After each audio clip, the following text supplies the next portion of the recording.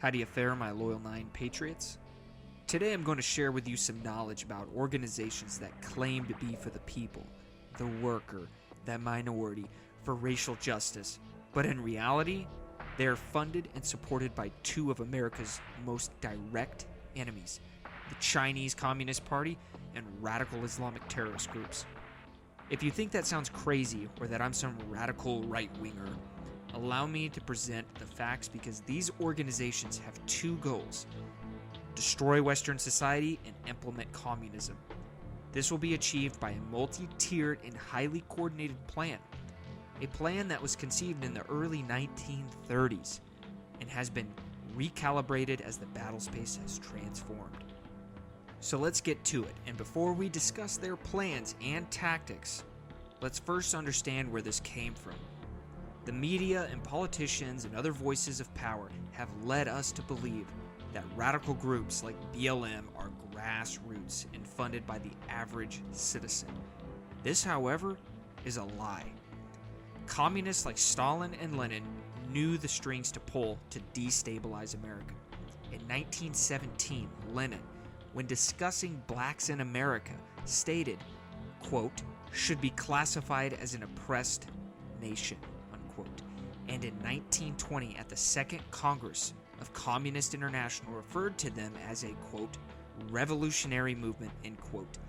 And in 1925, Communist International, Communist Party USA, and the Workers' Party of America, quote, launched the American Negro Labor Congress in 1925 with a weekly organ, the Negro Champion, unquote. What we see here is a devaluation of a group to nothing more than a weapon to spread communism, because initially the communists, they wanted nothing to do with the blacks of America and the blacks worldwide. Even though we've seen what Communist International has planned, Stalin, however, detailed this plan even further by ordering the use of all racial, economic, and social differences, no matter how small or insignificant, to start local fires of discontent, conflict, and revolt. Quote, Black rebellion was what Moscow wanted. Bloody racial conflict would split America. During the confusion, demoralization and panic would set in, which is why we saw in 1964 Robert Williams, a radical black communist who referred to Mao Zedong as his brother. He fomented the idea of fire teams that would travel to strategic areas and burn down buildings to create chaos. Again, this was in 1964. He is quoted saying, the most aggressive and irrepressible arm of the overall organization would be the fire teams. The mission of these thousands of active fire teams would be setting strategic fires. They could render America's cities and countryside impotent. The fire teams roving in automobiles would find unguarded rural objectives even more accessible. A few teams could start miles and miles of fires from one city to the other. Now that we know the communists, the same ideology that is responsible for over 100 million deaths, was behind the creation of radical black movements such as African Blood Brotherhood, Black Panthers, Black Liberation Army, Nation of Islam, Nation of Moors, and Black Lives Matter. But how are they still so mainstream and heavily supported?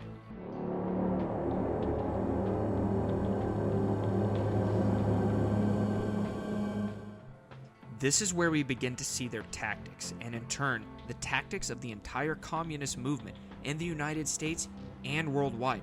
But for time's sake, I will do a generalized overview of their tactics, starting with number 1. As Lenin and Stalin have stated, sow seeds of division.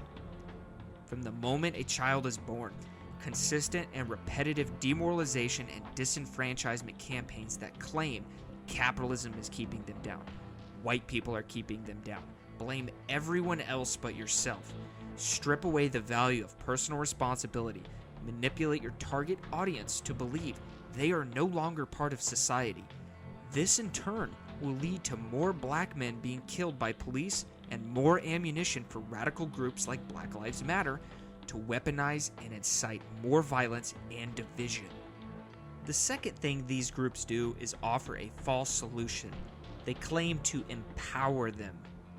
Just go to Black Future Lab's website or any of these organizations' websites and do Control F and see how many times the word power pops up on their homepages.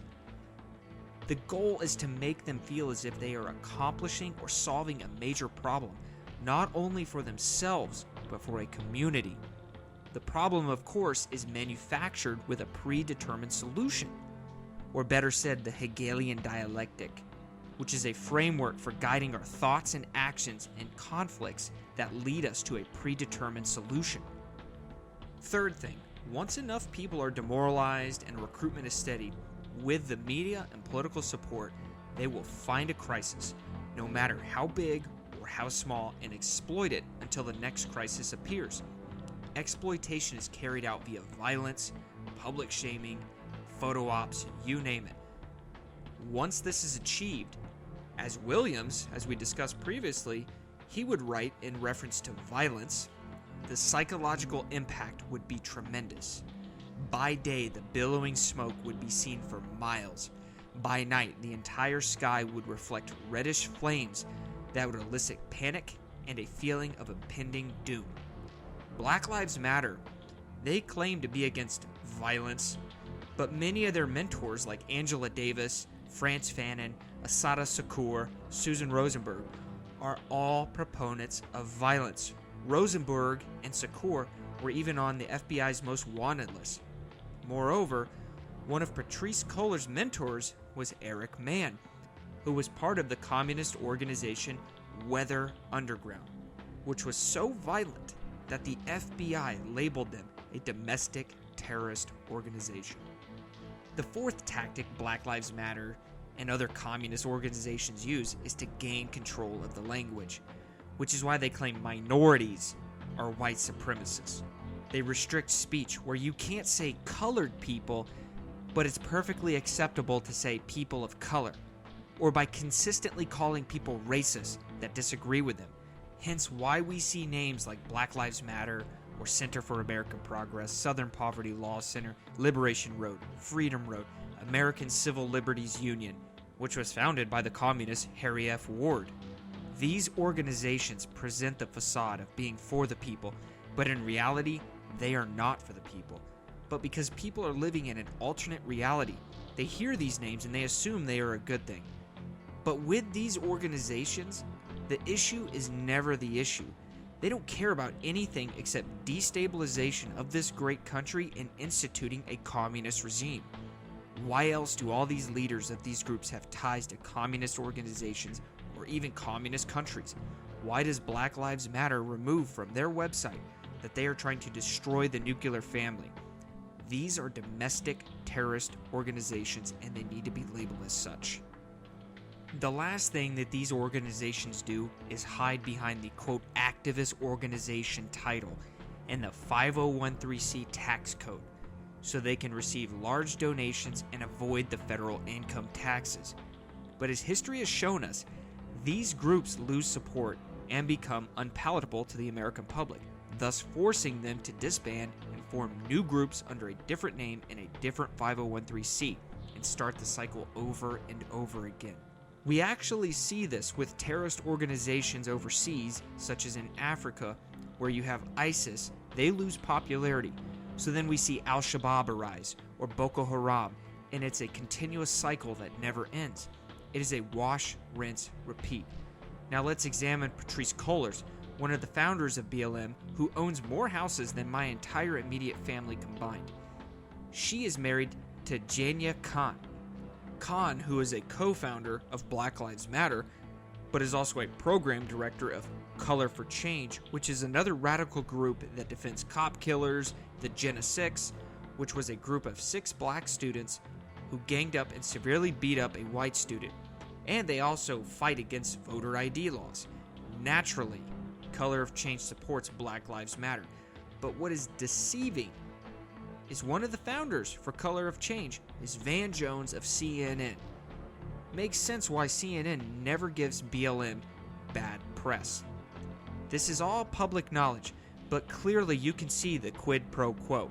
These organizations have tentacles in every aspect of society. But let's examine the people and the groups in the center of these tentacles.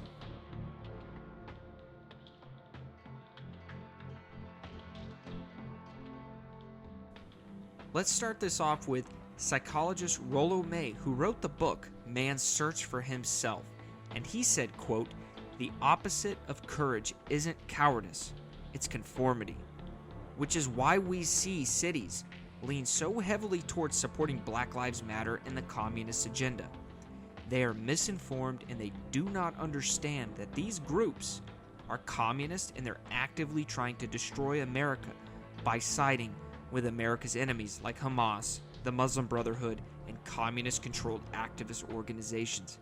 However, the ones that do know, like the media, the politicians, and the Black Lives Matter leadership, they understand they are openly betraying their country and they are using the power they wield to manipulate others into joining them, which is why we need to spread this message. Get the facts out there to the people that believe they are just trying to do a good thing and they are just trying to help, because they are being duped. So let's examine how Black Lives Matter is funded and supported, because as I stated earlier, when you have dozens and dozens of these groups fighting for a different cause but for the same collective goal, it makes it difficult to track their funding and support. However, what we do know is that Black Lives Matter has ties with the Muslim Brotherhood, which uses the phrase, quote, "by their own hands," end quote, because they know kinetic attacks will not work, so you must infiltrate from the inside. They work with groups like the Chinese Progressive Party, Hamas, Freedom Road Socialist Organization, Liberation Road, and these organizations clearly state their goals on their websites. But you might be asking yourself, why are the Muslim organizations siding with communists? Communism and Islam go hand in hand. Both want to destroy the United States and capitalism, and both are protected by the media, politicians, colleges, and every aspect of society. Again, it goes back to controlling the language, which is why you cannot criticize either of these groups. But if you just think about it, why do you think that Islamic terrorist attacks have just magically subsided? Because Islamists know they are no longer required to blow themselves up or run cars into crowds of people anymore. It's bad optics for them. But when you can pit American against American, brother against brother, sister against sister, your job of destroying America is done for you and you don't even have to fire a single shot. But these Islamist organizations are not alone. Communist China has realized the benefits of fighting a proxy war and uses groups like Black Lives Matter and people like Alicia Garza, Opal Tometi, and Patrisse Cullors as their mouthpiece. Garza operates another 501(c) organization called Black Future Labs, which supports Black Lives Matter. However, Black Future Labs receives their support from the Chinese Progressive Association, also known as CPA. CPA then receives their support from Communist China. CPA's leadership consists of Pam Tao Li, who is also a member of Black Lives Matter and supports Communist China. Just look up how Pam Tao Li helped China drill for oil in Ecuador. Then, from CPA, there's Alex Tom, who is another founder for Asians for Black Lives, who is a former CEO for CPA. Alex Tom, along with CPA, takes American radicals on propaganda trips to China to show them how great the Chinese Communist Party is. Alex Tom has admitted he built relationships and established networks with the CCP, underground communist networks, and non-governmental organizations. Alex Tom, along with Lucia Lin, produced a 300-page revolutionary manual for Black Lives Matter. He worked with Alicia Garza at UC San Diego on student activism. He even helped connect Garza and Cullors to Southeast Asia Freedom Network. Alex Tom, Garza, and Lin are members of Left Roots, which is another pro-communist organization. But that's not all. Trust me, I can't cover all of this in one video. However, BLM does receive support from groups like Dream Defenders, which has ties to Acorn, pro-communist violence personalities like Angela Davis, who sits on Dream Defenders Advisory Board. And to spice this up even more, Dream Defenders is backed by communist sympathizer organizations like the SEIU, ACLU, SPLC. But the icing on the cake is over $33 million is donated to all these left-wing organizations by one person, George Soros. At this point, you might be asking yourself, who are these communist mouthpieces? How are they influenced?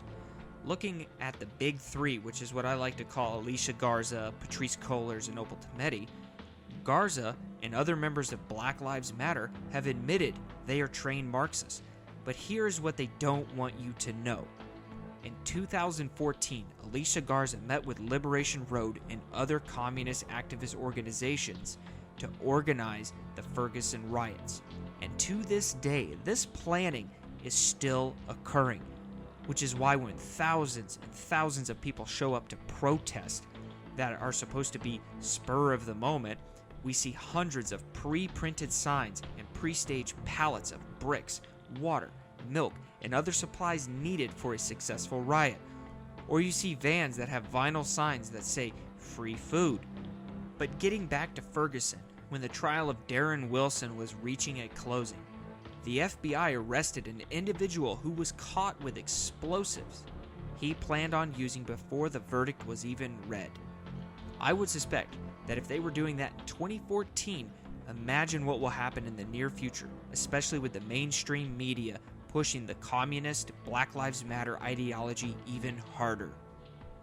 I'm going to leave you with this quote. When we get ready to take the United States, we will not take it under the label of communism. We will not take it under the label of socialism. These labels are unpleasant to the American people and have been smeared too much. We will take the United States under the labels we have made very lovable. We will take it under liberalism, under progressivism, under democracy, but take it we will. Loyal 9 out.